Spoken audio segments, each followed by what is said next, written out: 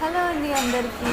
So నేను ఒక video share చేస్తున్నాను. చూడండి, మా హస్బెండ్ పాపం తినకుండా పాపం తీసుకొని ఎలా నాకైతే మాత్రం ఫుడ్ చూస్తే మాత్రం అస్సలు ఆగండి.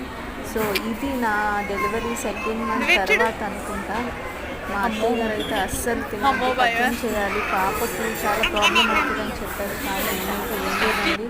నాకు ఎలా అయినా సరే అవుట్ సైడ్ ఫుడ్ కావాలి, బిర్యానీ బిర్యానీ అంటే కనుక మా హస్బెండ్ తీసుకెళ్ళారు.